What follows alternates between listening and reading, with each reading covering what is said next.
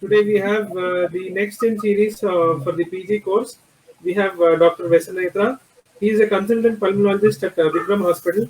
So he'll be sharing a lot of practical knowledge on basics of computerized tomography, especially the current days of practice, which is very essential for us to diagnose and prognosticate and also follow up many cases, especially ILD. So it is very important to know the basic knowledge. And Vasunetra, having a wide knowledge and good experience about it, will be doing a good job. So the screen is yours, Dr. Vasunetra. Please initiate our presentation. Thank you. Thanks, Puneet. Hello, everyone. As Dr. Puneet just now put it across, in this current world of evidence-based medicine, radiology plays a very vital role. And for us pulmonologists, computer tomography happen to be the one of the tools at our disposal, so that we can diagnose and also treat the patients in a right way. So today I'll be speaking some basics of CT thorax. And so at least at the end of the day, like what my professor used to say, if not better than a radiologist, but we should be on par with them in interpreting CT thoraces. Coming to the basics, as I told in this half an hour, I'll be covering only the basics part, mainly the clinical and less of the theoretical aspects, which will help us in our future endeavors. So coming to the CT anatomy. So there will be three views, as we all know. One is the axial view, the coronal view, and the sagittal view. So this is what we get in most of the CT plates and also in the CD. So first and foremost, when we look at the CD or the CT scan, we should remember which window is for which part of the body. That's the of the thorax rather. So the mediastinal window, we should always only comment about the mediastinum. The lung window or the HR cuts, we look at the lung, and obviously the bone window where we comment only on the skeletal tissue. Always when we present, imagine if we are looking at the mediastinal window, we should not go on to say, or we shouldn't go on to explain more about the lung tissue. We shouldn't say there is a nice consolidation seen in the mediastinal window, whereas it should be always commented in the lung window. Similarly, the other way around. Here the mediastinal structure is not visible well, so never comment about the mediastinal structures in the lung window. Yes, now when we have wide range of CTs which we come across of late, and quality is a matter of concern. So always the quality of the image is the priority, and that is how we can interpret the CT scan. Always CT is an inspiratory volume, and it is reconstructed at 1 mm at 0.5 mm intervals. We can clearly make out the difference between a standard 5 mm CT and a 1 mm HRCT. Many times we come across the standard CT being given as HRCT, which makes our life very difficult, and also convincing the patient that we have to repeat one. So always this is necessary to interpret HR, high resolution, on a high resolution 1 mm cuts. Now the technique, many times it is the CT is not well monitored by the technician, so we come across a lot of artifacts. So we should always expect the patient to hold his breath when he does the study. If he doesn't hold, we can see all these artifacts which can be easily interpreted as misinterpreted by us. Similarly, the patient was now asked to hold his breath, and we can see all the artifacts have gone. Similarly, inspiratory as well as the expiratory film. Always the CT is done with the inspiratory hold.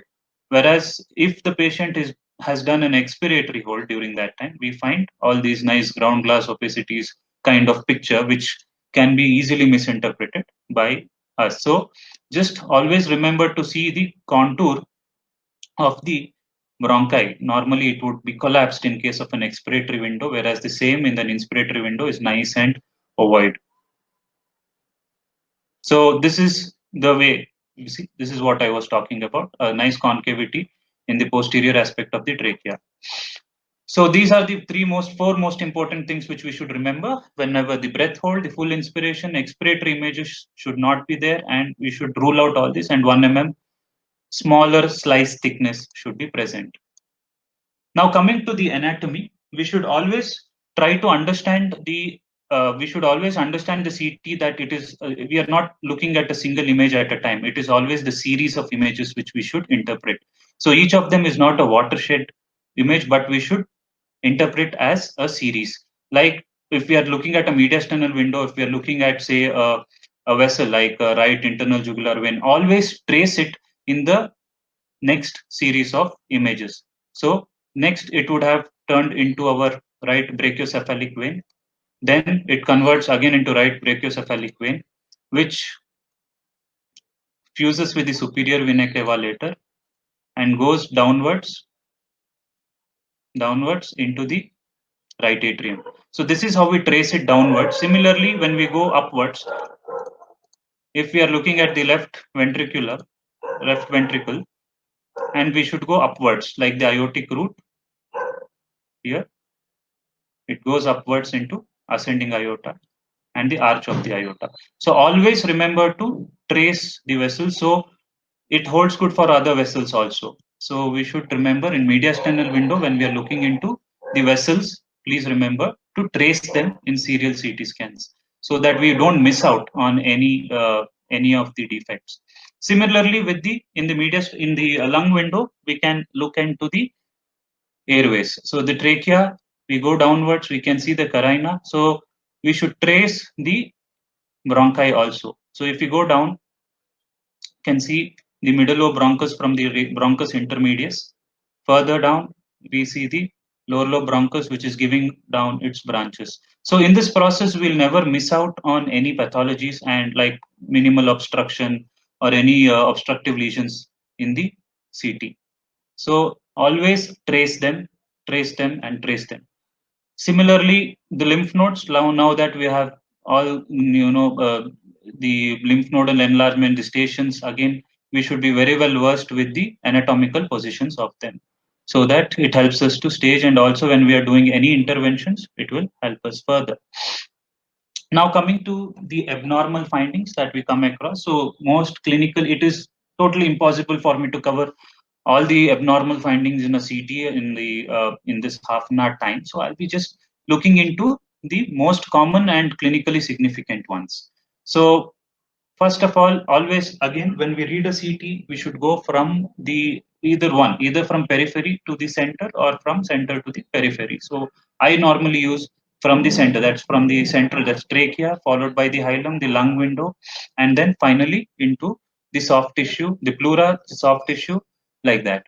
So now coming to the most common tracheal abnormalities, which we most of the times miss out. So normally we don't tend to give importance to the upper end of the trachea. So we should always remember to see for any filling, any of the obstructive lesions, like what we have noted here in a case of vaginous granulomatosis, where there is a nice granulomatous lesion here, which is causing subglottic stenosis in him. So later we had to go ahead, give him some immunosuppression. We have to scale it up so as to prevent further stenosis and stricture. Now, we also come across the frown sign, which we see in tracheomalacia.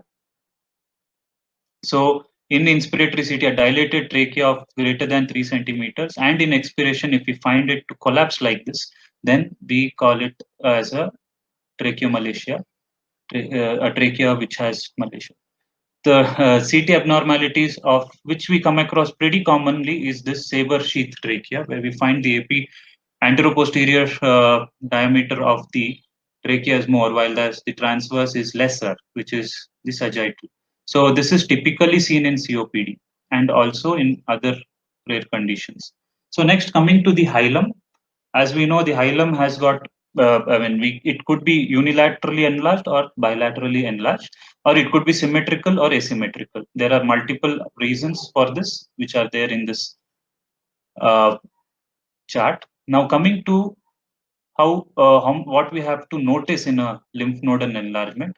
Always when we have to interpret it with a contrast enhanced CT as much as possible to note the contour. Also look for some necrosis, which we come across very commonly in tuberculosis. And also, since lymph nodes tend to be, we can easily differentiate it from a vessel, where it can be noted as a hypodense lesion. Similarly, look for calcification inside the lymph nodes, typically seen in granulomatous lesions like TB, sarcoidosis, and also in few malignancies as well. Coming to the vascular T, that is the CT pulmonary angio, where we look into the hilum again. Always see to it that you compare the diameters of the pulmonary artery as well as the aorta, ascending aorta. Most of the times they are always the same size. But if it is larger than if the pulmonary artery is larger than the aorta, it is a sign of pulmonary hypertension. Also look at the vessels further, which looks grossly enlarged, which is a typical case of pulmonary artery hypertension. This can also be noted in the X-ray. A malignant lesion in the hilum, again it will look paracardiac, and you can see the spiculated margins. It turned out to be a squamous cell CA. So spiculated margin is something which you are supposed to look into. Now coming to the lung field abnormalities. So in lung field abnormalities, it includes consolidation, interstitial shadows, the nodules, the masses, and the atelectasis. Also some cystic lesions like the emphysema and the cavities. Coming to consolidation, as we all know, this is our favorite air bronchogram, which can be seen. Classical of consolidation or pneumonia. This was a case of pneumococcal pneumonia. Now, lobar consolidation can be seen in various organisms, pneumonia due to various organisms, but also remember to keep neoplasms and other causes also in mind, like the neoplasm being the most important, and also contusions and infarctions. To give you an example, this is a case of pulmonary edema where also you can find these air bronchograms to be present, but they are typically seen like this. And also this is the reverse bat swing appearance, which is seen in typically seen in chronic eosinophilic pneumonia, but can also be seen in cryptogenic organizing pneumonia and bronchoalveolar CA. In tuberculosis, we find a cavitatory consolidation and a typical tree in bud appearance. Tree in bud appearance is a telltale. It's a marker of endobronchial spread. So this is the tree in bud appearance, and this is the cavity here. And these are the mealyary nodules. Normally, it is between 1 to 3 mm. When we call it as mealyary, it should be 3 mm and lesser in size, and they are uniformly distributed throughout the lung fields. The classical air crescent sign, which is seen in fungal ball or aspergilloma. So always remember to also prone the patient after this to note for the movement of the change in the position of the fungal ball. Also, it is also otherwise seen in even seen in malignancies or pulmonary sequestration, etc., wherever there is an existing cavity and it is filled with even after a hemorrhage. So one more thing which we have to remember, if we see tree in bud appearance in a dependent area, that is in the right lower lobe or the upper lobe posterior segment, always remember to think of the aspiration pneumonitis. Many times it is interpreted as tuberculosis and evaluated, while look for any patient if the patient is having some vocal cord paresis. So very typically seen here, GGOs are seen in the dependent areas. So this is again a consolidation which is seen in case of a infarct lung, where you can see a wedge-shaped consolidation on the periphery, and typically doesn't have an air bronchogram. The feeding vessel sign, very important, typical again seen in a lung infarct, but it is more so common in pulmonary metastasis, where you can see a nice vessel feeding into the opacity. Can also be seen in septic emboli, septic emboli as well, and even some pulmonary vasculitis also. Again, the halo sign, which we seen here, as you could see, there is a nice area of ground glassing around the consolidation, which is seen in a pulmonary nodule or even in a mass. Can also be seen in inflammatory conditions like fungus, angioinvasive aspergillosis. The reverse halo sign. So the reverse halo sign is typically seen in cryptogenic organizing pneumonia, where you see a 1 mm thick hyperdense lesion around the area of hypertension. So this is typical of reverse halo sign. Now, necrotizing pneumonia, we come across it very commonly, especially with like Staphylococcus aureus and Klebsiella and Pseudomonas. Also with the where you can see these areas of breakdown. So consolidation with areas of breakdown in between, which suggests that it can be progressing on to form a lung abscess in future. Many times it could also be due to aspiration. Like we had a patient who had a foreign body here, and the distal part turned out to be a necrotizing pneumonia. So always remember to trace back the bronchi to look for any obstructive lesion there. Now, cardiogenic edema, pulmonary edema. So we can make out these ground glassing or in the paracardiac and parahilar regions, along with some in fissural thickening. Whenever we see these ground glassing or belt consolidation kind of picture, remember, if it is localized only to the bases, not as confluent as this, to prone the patient. Again, we note that where it can also be helped to differentiate it from a NSIP pattern or ILD, early ILD, where we find that in pulmonary edema on pronation, the opacities move to the more dependent part, whereas it doesn't in case of an ILD. In case of ARDS, again, we come across very commonly of late. So this is the exudative phase where it is confluent. The shadows are confluent. We find a crazy paving kind of picture, followed by the fibroproliferative phase. So there is a slight bronchiectasis or traction bronchiectasis which would have formed, and also signs of pulmonary hypertension. And finally, it goes on to form a dense fibrotic lesion, and some honeycombing traction bronchiectasis again here, which is and coarse reticulation suggestive of a fibrotic phase. Coming to the interstitial disease, we should remember this picture of a secondary pulmonary nodule for all the future purposes. As we know, the pulmonary artery accompanied with the terminal bronchiole is at the center of it, whereas the periphery we find the pulmonary vein as well as the lymphatics. So the interstitial in CT, this is the secondary pulmonary lobule, which we could see here, and this is the interlobular septa are normally 0.1 mm thick and can be seen in the lung periphery. So what is reticular pattern? So reticular pattern is basically a summation of all these: the fine, which is the ground glassing, the medium, which is the honeycombing, and the coarse, which is the cystic spaces, which would be formed due to dense damage. So when summation of all these gives us the reticular pattern. So we have the interlobular septal thickening, we have the intralobular septal thickening. So whenever we are talking about septal thickening, when we report a CT, we should mention about inter as well as the intra.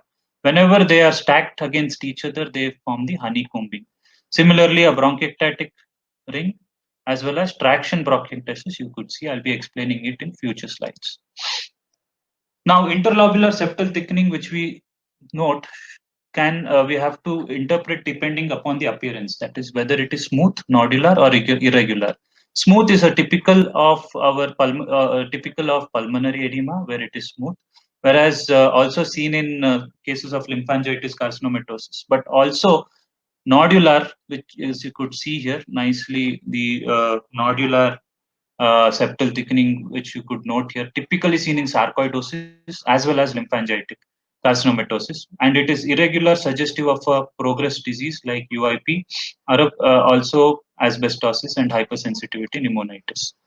Coming to the honeycomb cysts, which are small 3 to 10 mm cystic spaces with thick walls, that is 1 to 3 mm walls, and they are often in the posterior basal subpleural in location. Typically, we come across it in UIP pattern and chronic HP.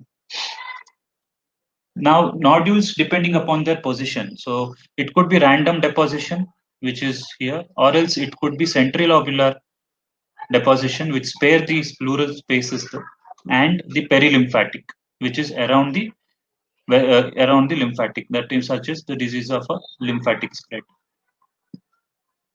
Now, in the interstitial lung, it could be high attenuation disease, that is the ground glass opacity. It's a hazy area of increased attenuation where we can note the bronchial and the vascular markings are well preserved underneath, which is not seen in the other confusing aspect of this, that is the mosaic attenuation. So we find it could be focal, patchy, diffuse, and there are an umpty number of diseases under each of the headings. So crazy high attenuation, again crazy paving, which is where we find the the interlobular septal thickening and the ground glass opacities are superimposed, appearing like a crazy pavement. So typically seen in case of pulmonary alveolar proteinosis, also pneumocystis carinii infection, and pulmonary edema, etc. Low attenuation lung field defects, which could be a bleb, which could be a bulla, or else a pneumatocoel. So bleb is often at the periphery, a small airspace which is less than 1 to 2 centimeters. Bulla is normally less than it is between could be as higher as 2 centimeters also, and the pneumatocoels, which is post-infective. Lung cysts. So when we look at lung cysts, they are typically 1 mm thickness, and most of them are less than 1 centimeter in size.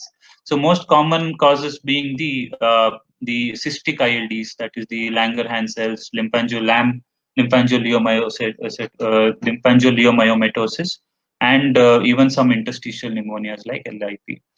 So this is a typical picture in early stage of PLCH, which goes on to the fibrotic stage or the late stage, where the cysts are. The other DD for this is the LAM, where the underlying lung in between the cysts are normal looking. Coming to the other low attenuation lesions, that is the pulmonary emphysema. There is the centrilobular emphysema, which appears like this. The panlobular, typically seen in alpha-1 antitrypsin, and the paraseptal. So this is the CT finding in them. So they are centrilobular, the panlobular, and the paraseptal, which is often on the subpleural and in the periphery. Mosaic attenuation, as I was talking the other time. So always in mosaic attenuation, we find that in the expiration phase, there could be an air trapping, or it could be due to pulmonary hypertension also. The diseased lung appears of low attenuation when compared to a normal lung. So we should not come and always observe for the vessels in these area which are very inconspicuous, and they are secondary to air trapping or pulmonary hypertension. So it could be due to obstructive disease, occlusive disease, or parenchymal disease like hypersensitivity pneumonitis, also seen in pulmonary edema as well. So the UIP pattern, which is we are very well versed with. So the honeycombing, as we could see here, which is subpleural, peripheral, reticular abnormalities, the stacking of interlobular and intralobular septal thickening, typically, as we know, seen in the IPF and chronic hypersensitivity pneumonitis. Whereas NSIP, we find the subpleural sparing, which is very important, and also some traction bronchiectasis, which you could see here as well, and ground glassing around it. Now coming to the other lesions, that is the bronchiectasis. Bronchiectasis, most important thing, how to identify, look for the signet ring, and the diameter of the bronchus is greater than that of the vessel accompanying, more than 1.5 times of the adjacent artery. So there are different types of it. This is the normal bronchus. You can see this is cylindrical bronchiectasis. This is the varicose, where you find it like a string of beads and a string of pearls rather, and the cystic bronchiectasis, which can also at times be appearing like a bunch of grapes. Finger in glove appearance, which is typically seen in case of ABPA, allergic bronchopulmonary aspergillosis. Also, they can also be filled with high attenuation mucus, where we in a mediastinal window we have to compare the attenuation of the mucus within with that of a muscle. If they are the same, then it appears that is a telltale sign of high intensity mucus. Again, the traction bronchiectasis mainly because of the pull of the interstitium around the bronchi. So that's how we find the traction bronchiectasis. Coming to atelectasis now. So when we look into atelectasis, it could be either compressive or it could be obstructive. So whenever you see an atelectasis, please try to visualize the bronchi. Look for any obstruction if it is present. And if it's like a malignancy here, look for the obliteration of the vessels by the tumor, like what we can note here. And plate-like atelectasis, which we come across especially in post-op patients, abdominal surgery, especially due to poor lung expansion, is seen here. Very commonly, we come across references in the ICU with plate atelectasis. Now, coming to the solitary pulmonary nodule, normally it is less than 3 centimeters in size, and they are surrounded by a normal lung and does not touch the hilum or the mediastinum and is not associated with any adenopathy. So always when we look at it, the most important, because many times we come across CTs with the nodule in them. So the characterization of the lesion is very important. So this is a nice benign nodule, and when to suspect a malignant nodule and chase it, very important. So you could see the speculations here. It is nice and smooth here. It is always most of the times less than 5 mm. This is more than 1 centimeter and irregular lobulated.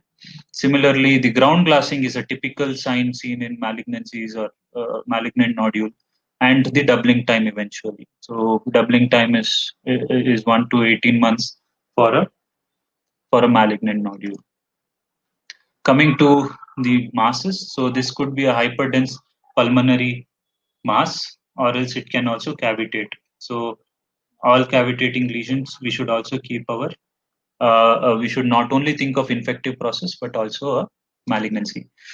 Coming to pneumothoraces, very important. So CT is the most reliable imaging study for the diagnosis, especially in mechanical ventilation. Very important to differentiate from a large bulla. Many times we find it difficult to differentiate it from a bulla. So it is as you could see, there is a unilateral hyperlucency here, and considerable compression of this bulla over the mediastinal structures. So removal of this will improve the lung mechanics and improve the symptoms of the patient.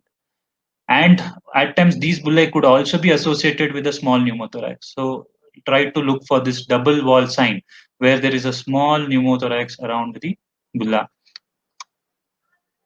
Hydropneumothorax, where we also find the fluid component along with the air. So many times thoracocentesis, thoracic trauma, and also esophageal pleural fistula we should keep in mind.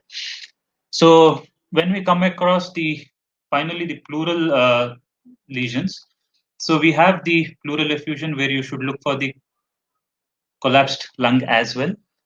And as we know, the differentiation between the transudative and exudative, we can get a fair idea. Like we find an enhancement clearly in case of an exudative effusion. Also look for some the rim of high attenuated the pleura here, whereas it's not noted in the transudative effusion. Similarly, if the fluid accumulates for a longer duration, we find pleural thickening here. This is very important for us to decide regarding VATS versus pleuroscopy and adhesiolysis. In case of pleural thickening, always go for the CTVS intervention. And this is a pleural metastasis where you can see the nodularity beautifully. And in case of loculated effusion, look for the split pleura sign again, where the visceral and the parietal and the visceral pleura tends to separate each other. Now coming to the pulmonary embolism, again a very important important CT finding, which should not be missed. Could be a matter of only few minutes or hours when the patient can collapse. So acute pulmonary embolism, look for the Polomint sign, which is beautifully seen here, or the eccentric filling, which is seen in acute pulmonary embolism, or the saddle embolus. Can see the vessel cutoff sign or the railway track sign, all signs of pulmonary embolism. Again, the mediastinal masses, look for the lobulated, even seen in thyroid carcinoma, there is a soft anterior mediastinal soft tissue lesion noted here. The suprasternal extension of which is also to be noted. Let's not just leave it for the other mediastinal structures noted. So pneumomediastinum. So pneumomediastinum is we have to keep a track of it, especially in patients with the who have aerodigestive tract injuries, and its extent is also essential. And also in mechanically ventilated patients. Finally, the chest wall abscesses. So the neurofibroma, which is noted here, the tubercular abscess. So we are coming from the center to the periphery now. So the soft tissue lesions, which should be noted here. So the chest wall abscess, the hypodense lesion noted here, or the Poland syndrome, where the congenital abscess of the pectoralis muscle. We can also note the chondrosarcomas, the rhabdomyosarcomas, and the intercostal schwannoma, which is noted here. So